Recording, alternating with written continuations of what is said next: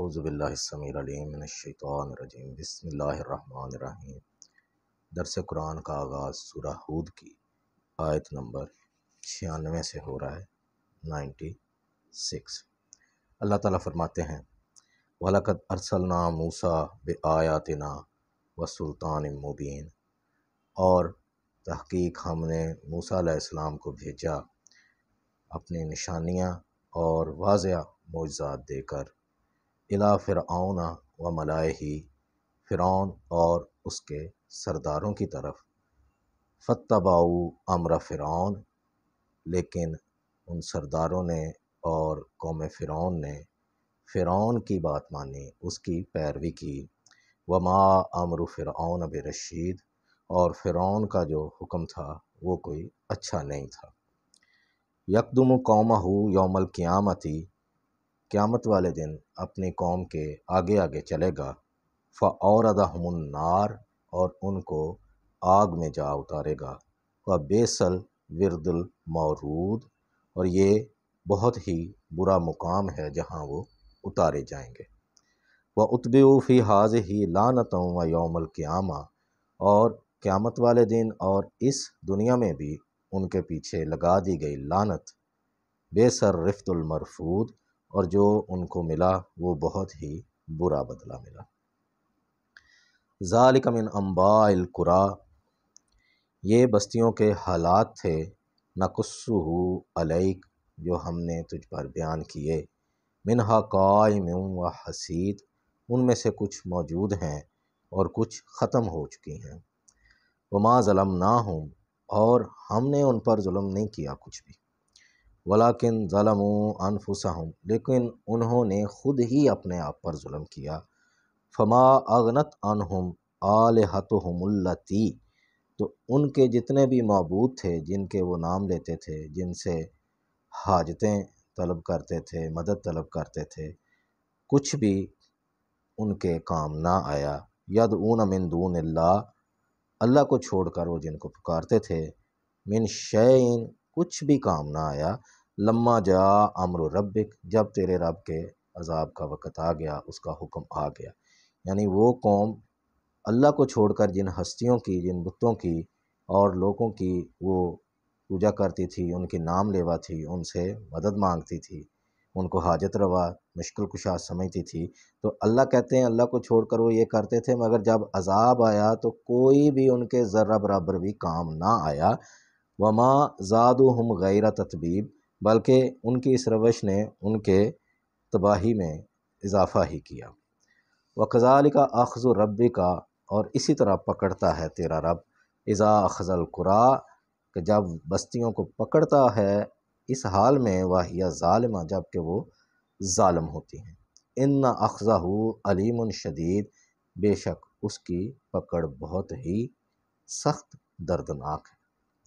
ان فی ذلک لآیۃ لمن خاف عذاب الآخرہ، بے شک ان تمام واقعات میں اس کے لیے نشانی ہے جو کہ آخرت کے عذاب سے ڈرتا ہے۔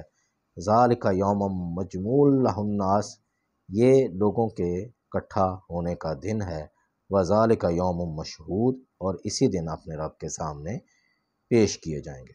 وما نؤخرہ الا لاجل معدود، اور ہم اسی لیے یہ دن مؤخر کیے جا رہے ہیں کیونکہ اس کا ایک وقت ہم نے مقرر کر دیا ہے۔ یوم یاتی لا تکلم نفس الا باذنہ، جس دن یعنی روز قیامت برپا ہوگا تو کوئی بھی انسان کلام نہیں کر سکے گا اللہ کے حکم کے بغیر۔ فمنہم شقی و سعید، تو ان لوگوں میں سے کچھ جو بدبخت ہوں گے اور کچھ نیک بخت ہوں گے۔ فاما الذین شقوا، تو جو بدبخت ہوں گے، ففی النار، اور وہ آگ میں ہوں گے، لہم فیہا زفیر و شہیق، اور اس میں وہ چلائیں گے، دھاڑیں گے، چیخیں ماریں گے، خالدین فیہا، ہمیشہ ہمیشہ رہیں گے اس میں، ما دامت السماوات والارض، جب تک یہ قائم ہیں زمین و آسمان، الا ما شاء ربک، مگر یہ کہ تیرے رب کا کوئی فیصلہ آ جائے، یعنی اللہ جو چاہے گا اس وقت معاملہ کر دے گا۔ ان ربک فعال لما یرید، بے شک اللہ کرتا ہے جو وہ چاہتا ہے۔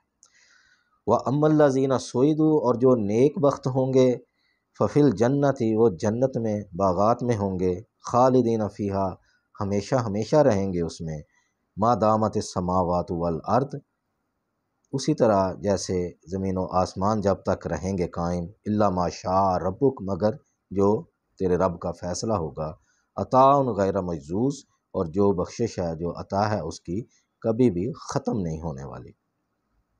فلا تک فی مریۃ مما یعبد ہؤلاء تو آپ شک میں نہ پڑیں، یہ جن لوگوں کی عبادت کرتے ہیں، جن ہستیوں کو پکارتے ہیں، جنہیں حاجت روا مشکل کشا سمجھتے ہیں، ما یعبدون الا کما یعبد آباؤہم من قبل یہ اسی طرح ان کی عبادت کر رہے ہیں جس طرح سے ان کے آباء و اجداد پہلے کرتے چلے آ رہے ہیں۔